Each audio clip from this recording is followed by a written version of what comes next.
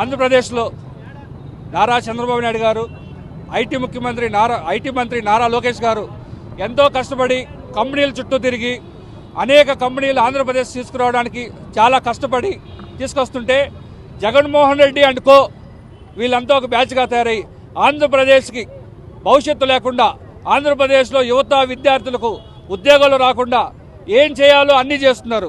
ప్రతి ఒక్క కంపెనీకి తీసుకురావడానికి అనేక శ్రమలు పడుతున్నారు నారా లోకేష్ గారు. వీళ్ళు ఇంత శ్రమ పడుతున్నా కూడా వాళ్ళు హైకోర్టులో కేసులు వేసి కంపెనీల మీద ఎన్విరాన్మెంటల్ ప్రాబ్లమ్స్ ఉంటాయి, రకరకాల ప్రాబ్లమ్స్ చెప్పి ఆంధ్రప్రదేశ్ కంపెనీలకు రాకుండా అడ్డుకుంటున్నారు. ఈరోజు కాగ్నిజెంట్ కావచ్చు, టీసీహెచ్ కావచ్చు, సాత్వా కావచ్చు, రహేజే కావచ్చు, ఈ కంపెనీలన్నీ కూడా కార్యకలాపాలు స్థాపించడానికి రెడీగా ఉన్నాయి. కానీ జగన్మోహన్ రెడ్డి అండ్ కో కేసులు వేసి వాళ్ళ కార్యకలాపాలకు అడ్డుపడుతున్నారు. వీటి వల్ల రాబోయే మైక్రోసాఫ్ట్ కంపెనీ కావచ్చు, గూగుల్ 1 గిగావాట్ కంపెనీ కావచ్చు, ప్రతి ఒక్కటి కూడా భయభ్రాంతులు గురి చేస్తున్నారు. చిన్న చిన్న కంపెనీలు రావడానికి కూడా చాలా ఇబ్బందిగా ఉంది.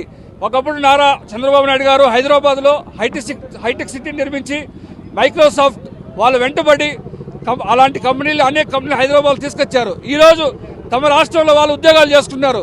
జగన్మోహన్ రెడ్డికి అసలు ఈ రాష్ట్రంలో యువత ఈ రాష్ట్రంలో ఉద్యోగం చేసుకోవడం ఇష్టం లేదా? వాళ్ళు గడిచిన 5 ఏళ్లలో 20 ఏళ్ళు వెనక తీసుకెళ్లారు రాష్ట్రాన్ని. ఒక కంపెనీ కూడా తీసుకురాలేదు. దావోస్కి వెళ్ళమంటే ఐటీ మినిస్టర్ అక్కడ చలి ఎక్కువగా ఉంది, మేము అందుకే వెళ్ళట్లేదు అని చెప్పేసి వాళ్ళు ఐటీ మినిస్టర్ చెప్తున్నాడు. మేము ఎందుకు దావోస్ని ఇక్కడికి రప్పిస్తామని చెప్పి పెయిడ్ ఆర్టిస్టులను పెట్టి వైజాగ్లో వాళ్ళకు సభ నడిపించారు. దానివల్ల 15 లక్షల ఉద్యోగాలు వస్తాయని చెప్పారు. కనీసం ఒక 100 ఉద్యోగాలు తెచ్చిన పాపాలు కూడా లేదు. ఐటీ మినిస్టర్ కానీ Jaganmohan Reddy and co batch ఈరోజు ఎంతో కష్టపడి ఎంతో శ్రమించి కంపెనీల చుట్టూ తిరిగి తెస్తుంటే నారా లోకేష్ గారు ఆ కంపెనీల మీద హైకోర్టులో కేసులు వేసి చాలా ఇబ్బందికి గురి చేస్తున్నారు.